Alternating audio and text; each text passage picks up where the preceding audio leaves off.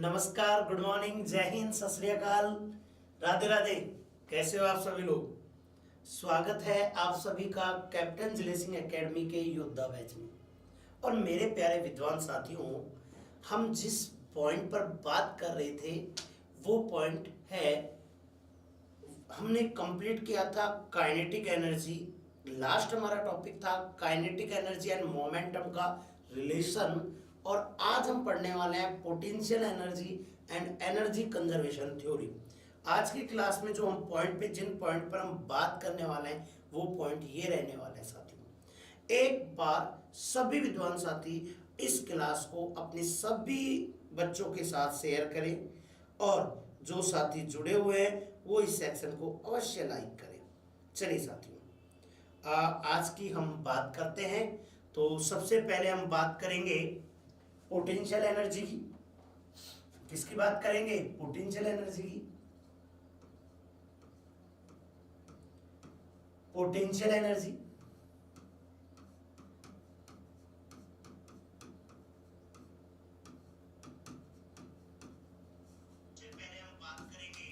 आज हम बात करेंगे किसकी? Potential energy. तो good morning to all, good morning, good morning.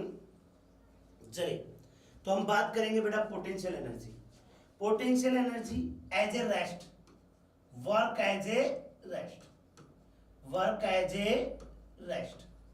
Potential energy कैसे काम करती है कि ऑब्जेक्ट किसमें वर्क करे? रेस्ट में।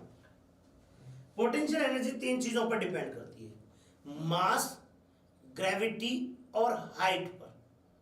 पोटेंशियल एनर्जी किस पर डिपेंड करती है? तो मास, उसका मास क्या है ऑब्जेक्ट का, ग्रेविटी क्या है, उस पर किस प्रकार की ग्रेविटी लग रही है, और उसका हाइट क्या है, किस हाइट पर ग्रेविटी लग रही है। तो साथियों, potential energy as a object को रेस्ट में लेकर आने का कार्य करती है। आप कह सकते हो पोटेंशियल एनर्जी का जो वर्क डन है किसी ऑब्जेक्ट को रोकने का है। देखिए, रामलाल कॉलेज के बाहर से निकल रहा होता है, राम प्यारे ने हाथ दे दिया, उसने ब्रेक डाउन कर दिया, मतलब कौन सी एनर्जी लगाई है? Potential energy. कौन सी एनर्जी लगाई है बच्चा? Potential energy. तो पोटेंशियल एनर्जी है क्या? किसी ऑब्जेक्ट को रेस्ट में ले जाने का वर्क डन कंप्लीट करती है, रेस्ट में ले जाने का वर्क डन कंप्लीट करती है। पोटेंशियल एनर्जी को बेटा आप रिप्रेजेंट कर सकते हो, पोटेंशियल एनर्जी बराबर mgh, जहां पर बेटा m क्या होता है? m होता है मास। m क्या होता है? मास। g क्या होती है बेटा? ग्रेविटी एक्सेलरेशन,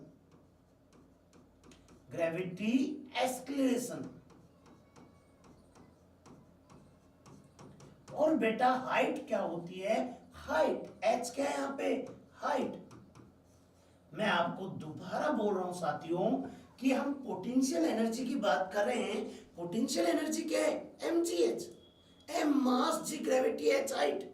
ग्रेविटी के बारे में अगर मैं बात करूं साथियों, तो ग्रेविटी जो होती है ना, ग्रेविटी अर्थ सरफेस पर मैक्सिमम होती है। अर्थ सरफेस पर क्या होती है बच्चों? मैक्सिमम। अर्थ सरफेस पर जो ग्रेविटी होती है साथियों वो मैक्सिमम होती है। और मैक्सिमम कितनी, अधिकतम कितनी होती है बेटा? तो आप बोलोगे लगभग 9.8 मीटर पर सेकंड स्क्वायर। 9.8 मीटर पर सेकंड स्क्वायर अर्थ सरफेस पर मैक्सिमम ग्रेविटी होती है। विद्वान साथियों, मैं आपको बता दूं, अर्थ सरफेस पर जो ग्रेविटी मेजर की जाती है स्मॉल g से मेजर की जाती है।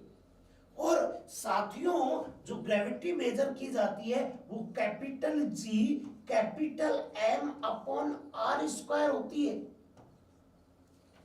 साथियों, यहां पर कैपिटल G होता है ग्रेविटी एक्सेलरेशन, कैपिटल M क्या होता है? प्लैनेट मास, और R क्या होती है? Planet radius. साथियों, जो ऑब्जेक्ट है उस पर ग्रेविटी डिपेंड नहीं करती, किस पर डिपेंड करती है? अर्थ सरफेस पर या प्लैनेट सरफेस पर डिपेंड करती है। तो साथियों, मैंने आपको यह बात बताई, आगे की कहानी ध्यान से समझो बेटा। एक होती है मैकेनिकल एनर्जी,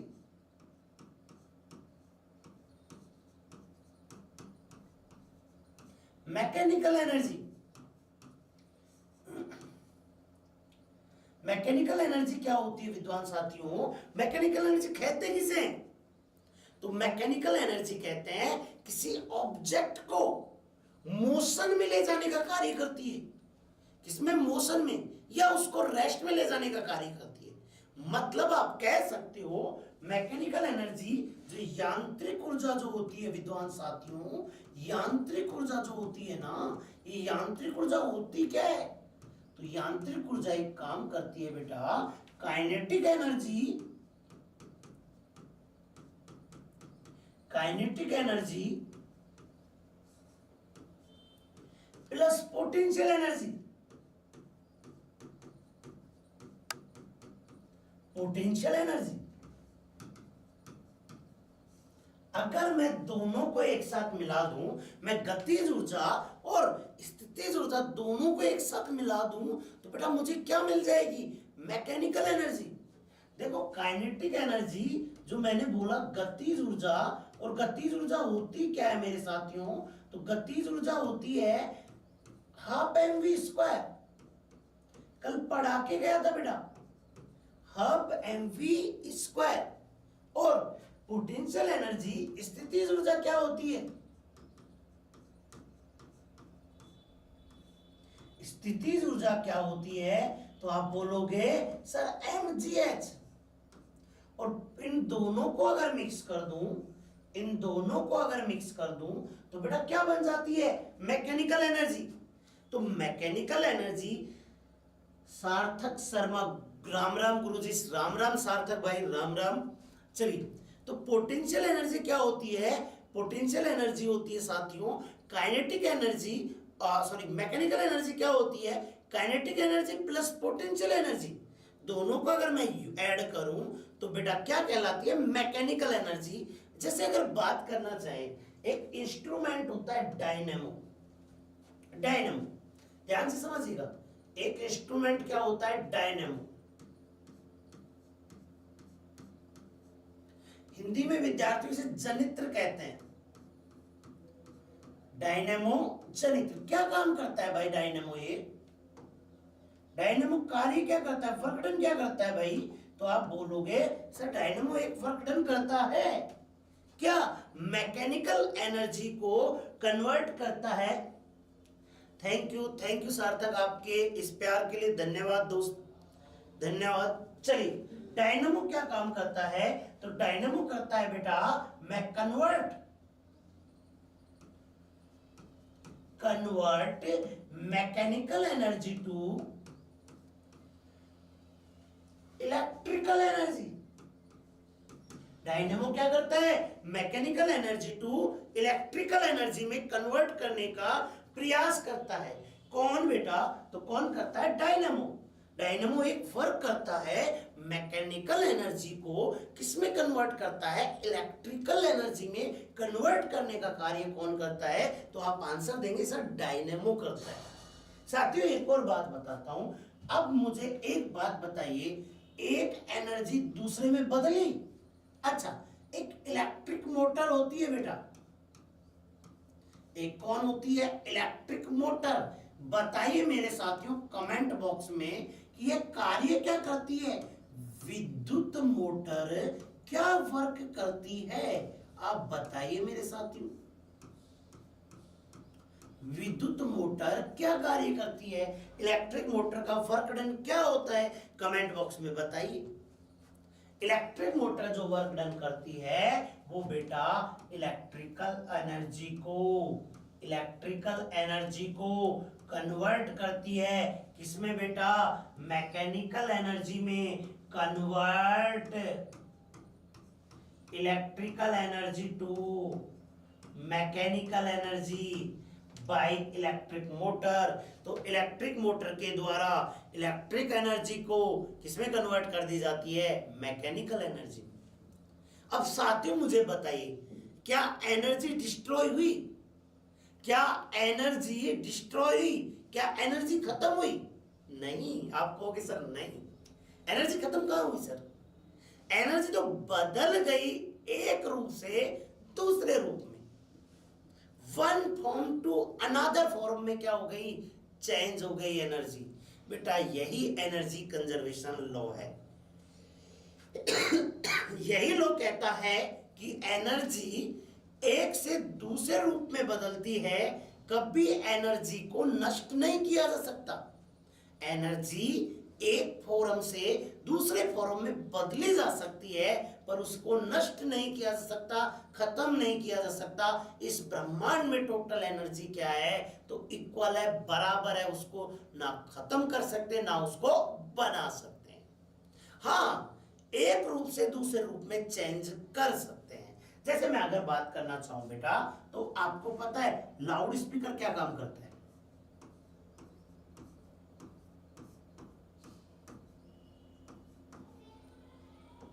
लाउड स्पीकर क्या काम करता है बेटा, बताओगे आप मुझे? लाउड स्पीकर क्या काम करता है? सर मान लीजिए हमने ये दो तो पढ़ लिया, लेकिन लाउड स्पीकर जो कार्य करता है उसका वर्कडन क्या है? तो लाउड स्पीकर का वर्कडन है मेरे साथियों, इलेक्ट्रिकल एनर्जी को किसमें बदलना? साउंड एनर्जी में बदलना।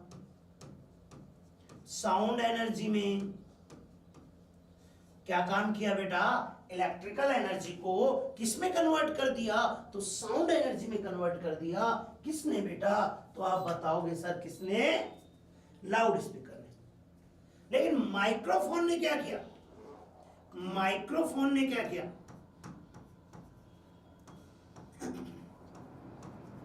माइक्रोफोन ने क्या किया बताइए? अरे बताइए, माइक्रोफोन ने क्या वर्क किया? माइक्रोफोन ने वर्क डन किया कि भाई जो आपकी साउंड एनर्जी है,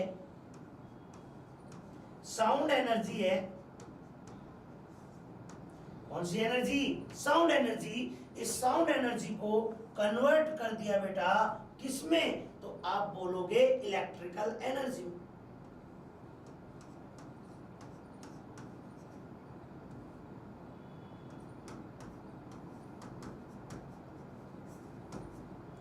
आपकी जो साउंड एनर्जी है इसको कन्वर्ट कर दिया बेटा किसमें? इलेक्ट्रिकल एनर्जी में। किसके द्वारा बदला गया? कन्वर्ट किया गया माइक्रोफोन के द्वारा। अच्छा, इलेक्ट्रिक सेल क्या काम करता है बताइए? इलेक्ट्रिक सेल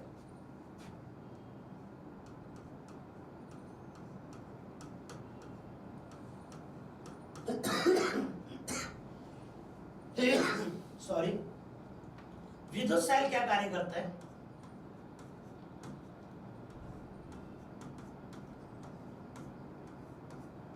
विद्युत सेल क्या काम करता है? तो साथियों, विद्युत सेल दो प्रकार के होते हैं, एक प्राइमरी सेल और एक होता है सेकेंडरी सेल। इलेक्ट्रिक सेल कितने टाइप्स के होते हैं? 2 टाइप्स के। इलेक्ट्रिक सेल कितने टाइप्स के होते हैं? 2 टाइप्स के। First of all primary cell,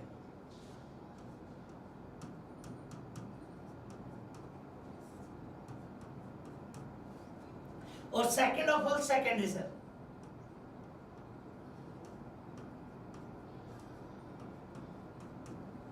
एक होता है प्राथमिक सेल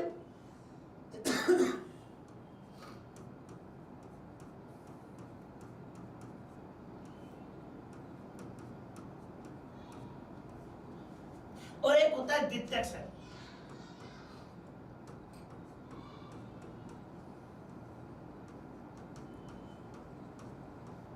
प्राथमिक सेल क्या कार्य करता है बेटा? प्राथमिक सेल का वर्कडन क्या होता है? तो प्राथमिक सेल का, प्राइमरी सेल का जो वर्कडन होता है विद्वान साथियों, वो होता है बेटा यह इलेक्ट्रिकल एनर्जी को, सॉरी केमिकल एनर्जी को, केमिकल एनर्जी को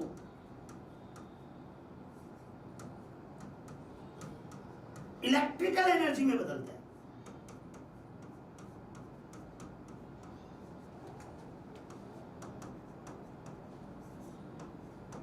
केमिकल एनर्जी को किसमें बदलता है? इलेक्ट्रिकल एनर्जी में। कौन करता है बेटा? Primary cell.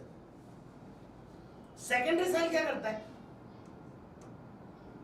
केमिकल एनर्जी को किसमें बदलता है? इलेक्ट्रिकल एनर्जी में, और वापस से इलेक्ट्रिकल एनर्जी को किसमें बदल देता है? केमिकल। सेकेंडरी सेल क्या करता है? इलेक्ट्रिकल एनर्जी को किसमें बदलता है, केमिकल एनर्जी को इलेक्ट्रिकल एनर्जी में और इलेक्ट्रिकल एनर्जी को वापस से केमिकल एनर्जी में बदलने का जो कार्य करता है वो कौन करता है, सेकेंडरी सेल करता है साथियों। तो साथियों मैंने अभी आपको क्या क्या बातें बताई, मैंने आपको ये बातें बताई कि इलेक्ट्रिक सेल कैसे कार्य करता है। इलेक्ट्रिक सेल दो प्रकार के होते हैं, प्राइमरी और सेकेंडरी। और प्राइमरी जो सेल होता है वो केमिकल एनर्जी को इलेक्ट्रिकल एनर्जी में, लेकिन सेकेंडरी सेल जो होता है केमिकल को इलेक्ट्रिकल में और इलेक्ट्रिकल को वापस केमिकल में बदलता है। चलिए साथियों नेक्स्ट हम बात करते हैं, नेक्स्ट पॉइंट हमारा क्या है, नेक्स्ट हमारा है बेटा इलेक्ट्रिक बल्ब के बारे में बताओ। इलेक्ट्रिक बल्ब क्या काम करता है,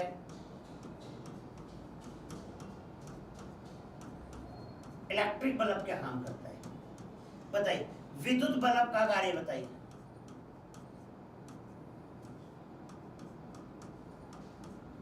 अच्छा काफी बार पूछा जाता है मोमबत्ती का कार्य बताइए।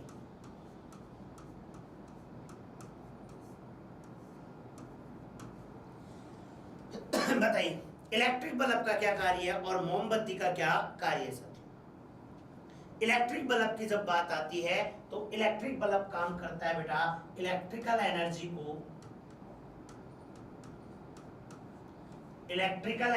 को हीट एनर्जी में कन्वर्ट करता है, या आप बोल सकते हो इलेक्ट्रिकल एनर्जी को लाइट एनर्जी में कन्वर्ट करता है।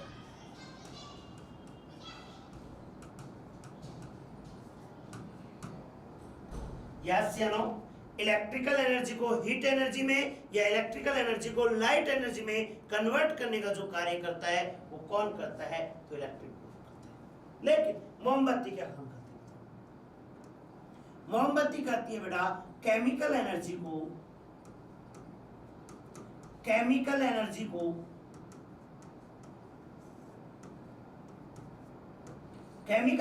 को किसमें बदलती है बेटा, तो केमिकल एनर्जी को बदलती है विद्यार्थियों किसमें, लाइट एनर्जी या बेटा हीट एनर्जी। तो कहने का मतलब अब आपको एकदम क्लियर हो गया होगा एनर्जी कंजर्वेशन थ्योरी क्या है। एक ऐसे ही मोमेंटम कंजर्वेशन थ्योरी दी थी प्रीति। गुड मॉर्निंग प्रीति, गुड मॉर्निंग। जितने भी विद्यार्थी हमारे सेक्शन को देख रहे हैं वो सभी विद्यार्थी एक बार सेक्शन को लाइक अवश्य कर दें। चलिए विद्यार्थियों साथियों हमारे यहाँ पर मैंने आपको बताया एनर्जी कंजर्वेशन थ्योरी, और इसमें बोल रहा था एक एनर्जी को दूसरी एनर्जी में कन्वर्ट करने का जो कार्य किया जाता है वो किसके द्वारा किया जाता है, तो आप आंसर देंगे सर एनर्जी कंजर्वेशन थ्योरी में होता है। अब प्रत्येक इंस्ट्रूमेंट अलग अलग कार्य करता है, एक एनर्जी को दूसरी एनर्जी में बदल देता है लेकिन उस एनर्जी को डिस्ट्रॉय नहीं होने देता। चलिए बात नेक्स्ट हम बात करते हैं विद्वान साथियों इलेक्ट्रिक पावर की। इसकी बात करते हैं इलेक्ट्रिक पावर। नेक्स्ट हमारा पॉइंट है बेटा इलेक्ट्रिक पावर।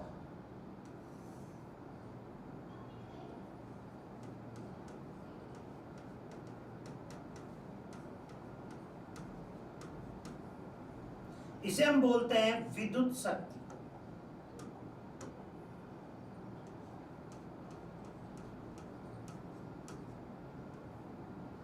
आप सॉरी पावर लिख लीजिए, पावर 10 बोल दिया, पावर वर्ड यूज कर लीजिए, power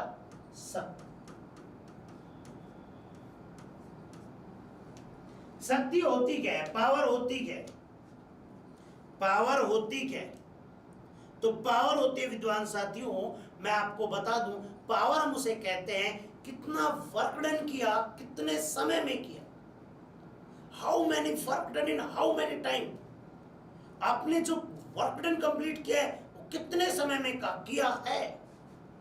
rate of complete work done is called power. आप बोल सकते हो rate of complete work done, rate of complete work done, work done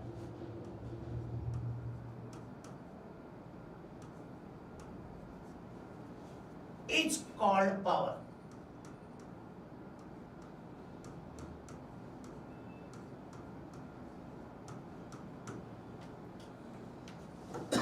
पूर्ण कार्य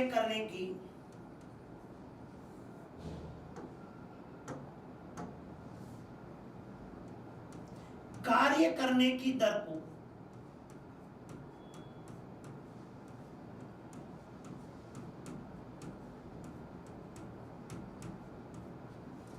शक्ति कहते हैं।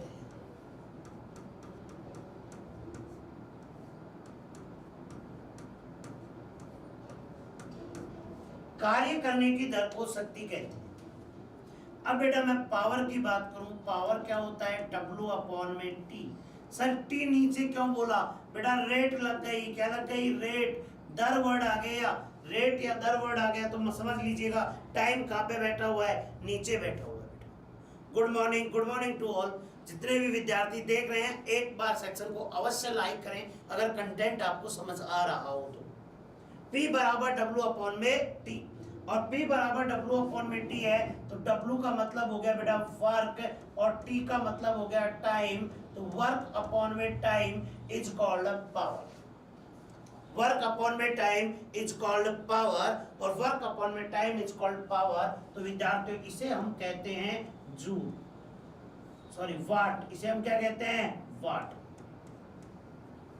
क्या कहते हैं? वाट। एक हॉर्स पावर में कितने वाट होते हैं? एक हॉर्स पावर में वाट बताइए बेटा कितने होते हैं? तो आप बोलोगे 746 वाट होते हैं। एक हॉर्स पावर में वाट कितने होते हैं? तो आप बोलोगे सर एक हॉर्स पावर में जो वाट होते हैं वो कितने होते हैं? 746 वाट होते हैं। तो 746 वाट एक हॉर्स पावर में पावर होते हैं बेटा। अच्छा दोस्तों मैंने क्या बोला? मैंने बोला पावर होती क्या है? तो पावर होती है rate of complete work done. Rate of complete work done is now power, या कार्य करने की दर को हम क्या कहते हैं? पावर कहते हैं। पावर का यूनिट अगर बात करें तो वाट होता है। पावर का यूनिट वाट होता है, और वाट कैसे निकाला जाता है? वर्क डन अपॉन में टाइम। आप पावर का यूनिट ये भी बोल सकते हो कि पावर का यूनिट सर वाट जो बराबर होता है ना ये न्यूटन अपॉन में सेकंड के भी यूज होता है। न्यूटन बटे सेकंड, यह भी क्या होता है विद्यार्थियों? पावर होता है। एक हॉर्स पावर में कितने वाट होते हैं? तो एक हॉर्स पावर में लगभग 746 वाट होते हैं। चलिए साथियों मैंने आपको ये सारी बातें पढ़ाई है। अब मैं आपके सामने क्वेश्चन लेके आया हूं, और मुझे इस क्वेश्चन का आंसर बताइए कि इस क्वेश्चन का आंसर क्या रहने वाला है।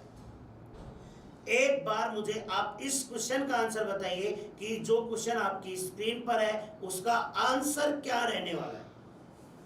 चलिए देखिए मैंने क्या बोला? Work done by a man standing on a platform. Work done by a man on A standing on a platform. एक व्यक्ति है जो अपना वर्क डन कंप्लीट कर रहा है, और कैसे कर रहा है? Standing on a platform. Holding ए, ये बात ध्यान रखने योग्य बात है, होल्डिंग ए सूटकेस। उसने होल्ड किया हुआ है किसको? सूटकेस। और उसका वेट कितना है? उसका जो वेट है विद्यार्थियों वो कितना है? 10 kg। वेट कितना है? 10 kg।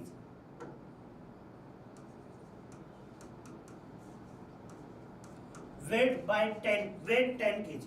बताइए उसने कंप्लीट वर्क डन कितना किया? बताइए मैं आपके आंसर का वेट कर रहा हूं, उसने कंप्लीट वर्क डन कितना किया?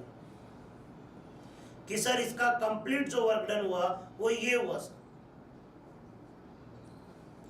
बताइए जो कंप्लीट वर्क डन है वो कितना हुआ ये आपको बताना है कमेंट बॉक्स में। मैं आपके आंसर का वेट कर रहा हूं। अब विद्वान साथियों इस कॉन्सेप्ट को समझिए।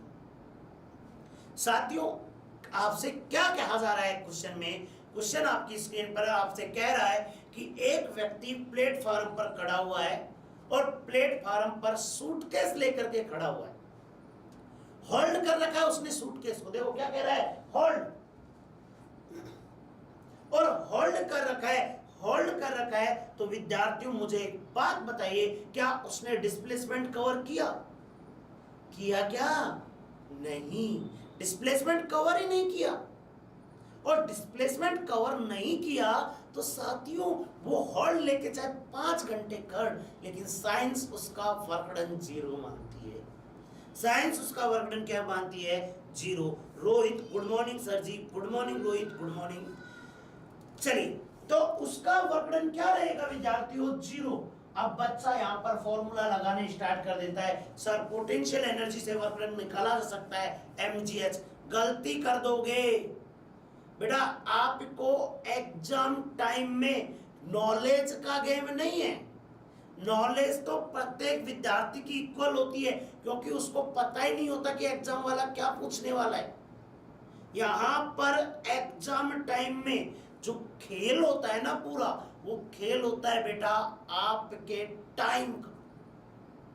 जब आप एसएससी का एग्जाम देने वाले हैं 28-30 दिन बाद, तो एसएससी के एग्जाम में 1 घंटे के अंदर आपको क्वेश्चन कंप्लीट करने हैं 100। एक बात बताइए मेरे साथियों, आपसे कॉमन क्वेश्चन पूछता हूं कि अगर 1 घंटे में 100 क्वेश्चन आपको करने हैं तो आपको कितना समय मिल रहा पर क्वेश्चन? अप्रोक्स में बात करना चाहूं बेटा, तो लगभग 40 सेकंड के समथिंग टाइम मिल रहा है। और 40 सेकंड टाइम मिल रहा है ना मेरे साथियों, उस 40 सेकंड में आपको क्वेश्चन उसी प्रकार से एग्जामिनर देगा जो आप सॉल्व आउट कर सकते हो। ऐसा नहीं है कि एग्जामिनर भर भर के पूछेगा, नहीं।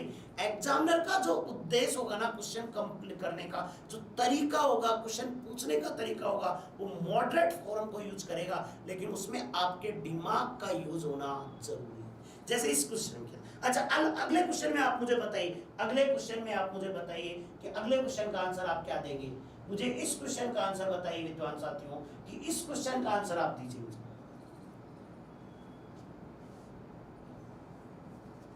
बेटा संदीप सर की क्लास 1 बजे से प्रारंभ होगी और 3:15 बजे तक क्लास प्रारंभ होगी। जीके की जो क्लास है हरियाणा वाले बच्चों के लिए, हरियाणा पुलिस के जो बच्चे एग्जाम देने जा रहे हैं उनके लिए स्पेशल हरियाणा जीके की क्लास लगाई जा रही है। Sorry, Haryana GK and Indian GK, गलत स्टेटमेंट दे दिया। हरियाणा जीके और इंडियन जीके की क्लास लगाई जा रही है, और वो क्लास 1:15 से 1 बजे से 3-3:15 बजे तक आप क्लास की पेटी बांध ले, अपने नोटबुक लेकर के अपने पास बैठ जाए साथियों। चलिए चलिए विद्वान साथियों, इस क्वेश्चन का आंसर बताइए। जी सोमेश जी बिल्कुल राइट बोल रहे हैं। If a machine work for 1 hour, ध्यान से सुनना, work for 1 hour with 1 watt capacity, एक मशीन है जो वर्क डन कर रही है एक मशीन है जो वर्क डन कर रही है बेटा कितने का? 1 आवर में, विद 1 वाट। 1 वाट क्या है इसका? Power capacity. What will be is work done, उसका वर्क डन क्या होगा? वर्क डन पूछा है विद्वान साथियों आपसे, अभी क्या पूछा है? वर्क डन कितना होगा ये आपको बताना है। चलिए, वर्क डन के बारे में जब मैं बात करता हूं तो वर्क डन क्या होता है? पावर होती है बेटा, पावर होती है W बटे में T। क्या होती है? W बटे में T। आपको एग्जामिनर ने क्या क्या दिया है? टाइम दिया है 1 आवर। टाइम किसमें दिया है? 1 आवर में। बेटा गलती कर रहा है बच्चा, यहाँ पे बच्चा मैं देख रहा हूं, यहाँ पे बच्चा गलती कर रहा है। टाइम किसमें दिया है? 1 आवर में। वर्क आपसे पूछा है कि वर्क कितना होगा? पावर दिया है 1 वॉट। बेटा एक बात बताओ, 1 वॉट अगर आपको पावर दी है तो टाइम अगर आपको पूछना है तो टाइम आपका सेकंड में आएगा, और पावर किसमें, फोर्स वर्क डन किसमें आएगा? तो वर्क डन आएगा बेटा जूल में। वर्क डन किसमें आएगा? जूल में। वर्क डन किसमें आएगा? जूल में। वर्क डन किसमें आएगा? जूल में। ए सोमवीर जी गलत कर दिया आपने, देखो गलती कहां की है। देखिए 1 हावर्स में अगर बात करें बेटा तो 1 हावर में बेटा 60 सेकंड और 60 मिनट, इतने सेकंड होते हैं बेटा। कितने सेकंड होते हैं? 60 सेकंड और 60 मिनट मिलकर के क्या बनाते हैं? एक। यस या नो? यस या नो? बताइए, एक आवर में कितने मिनट होंगे? 60 मिनट। और 60 मिनट में सेकंड कितने होंगे? 60। तो टोटल कितने सौ सेकंड हुए एक घंटे में? तो आप बोलोगे 3600 सेकंड। अब बेटा आपसे क्या पूछा है? वर्क पूछा है। वर्क कैसे निकालोगे? पावर इनटू में टाइम। क्या हो गया? वर्क हो गया। पावर कितनी दी है? 1 वॉट दी है। टाइम कितना है बेटा? 3600 सेकंड है। और बेटा 3600 सेकंड है तो बेटा आपका आंसर आएगा 3600 जूल। कितना आएगा? 3600 जूल। कोई बात नहीं सोमवीर जी, हम गलती करते हैं तो ही हम लोग सीखते हैं। जब हम गलती करते हैं तो ही हम लोग सीखते हैं भाई। कोई बड़ी बात नहीं है, गलतियां करो, अब कर लो जितनी भी गलतियां करनी है। इसका बताइए बेटा, इस क्वेश्चन का आंसर बताइए। इस क्वेश्चन का आंसर बताइए कि if an object slide on A rough surface, if an object slide on rough surface, work done by friction will be, friction force के द्वारा वर्क डन क्या रहेगा यह आपको बताना है। बताइए, आप इस क्वेश्चन का आंसर बताइए कि फ्रिक्शन फोर्स के द्वारा जो वर्क डन रहेगा वो क्या रहने वाला है। देखिए बेटा, ऑब्जेक्ट स्लाइड कर रहा है किस पर? रफ सरफेस पर। और फोर्स कौन सा लग रहा है? फ्रिक्शन। अरे साथियों, मैंने बोला था फ्रिक्शन फोर्स के द्वारा कंप्लीट वर्क डन क्या रहता है? नेगेटिव। फ्रिक्शन फोर्स के द्वारा कंप्लीट वर्क डन जो रहता है वो क्या रहता है विद्वान साथियों? नेगेटिव रहता है। यस या नो? बात समझ आई या नहीं आई? तो फ्रिक्शन फोर्स के द्वारा जो वर्क डन होगा वो क्या होगा? नेगेटिव। चलिए नेक्स्ट साथियों, मैं आपके सामने क्वेश्चन देता हूं।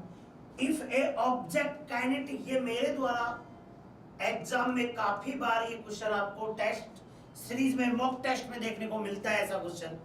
और मैं अगर बात करूं तो यह क्वेश्चन रेलवे और एसएससी के हमेशा से पसंद रहा है। If A object kinetic energy is constant, ध्यान से सुनिए, if object kinetic energy is constant,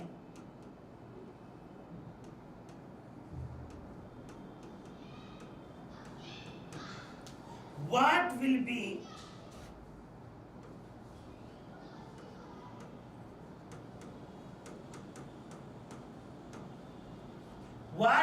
be velocity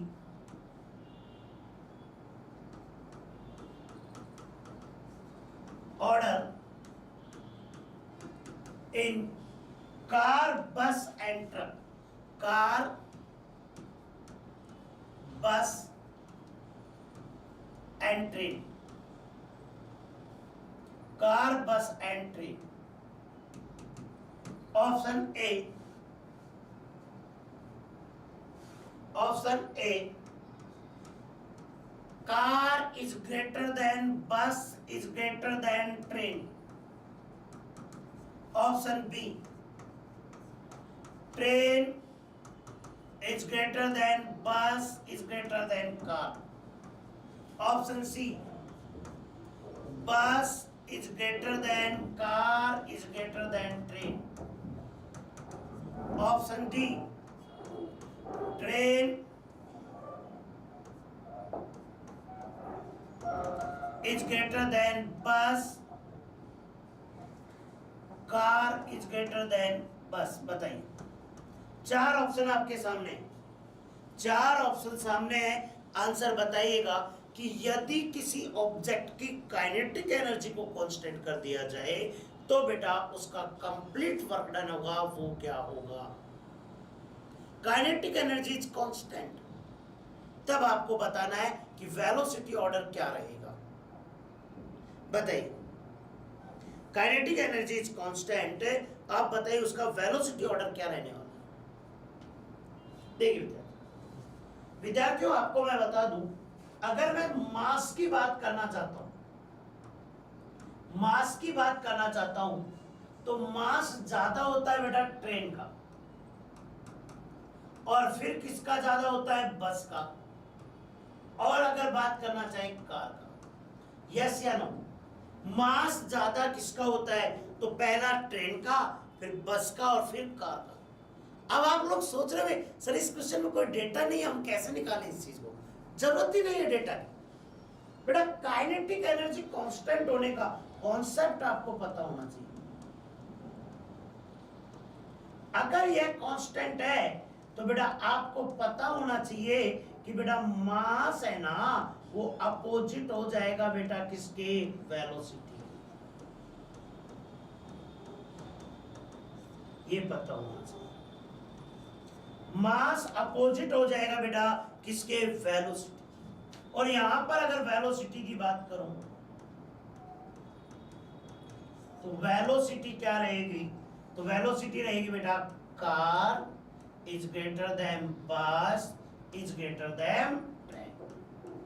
मास के अपोजिट, मास के अपोजिट रहेगी, car is greater than bus is greater than train. तो बेटा यहां पर आंसर आपका क्या बना। साथियों, आज का सेक्शन आपको कैसा लगा जरूर कमेंट बॉक्स के माध्यम से आप हमें जरूर बताएं। और जिन विद्यार्थियों ने अभी तक सेक्शन को लाइक नहीं किया है, वो प्लीज रिक्वेस्ट है लाइक करके अवश्य जाएं। अगर आपको सेक्शन अच्छा लगा हो तो लाइक करें।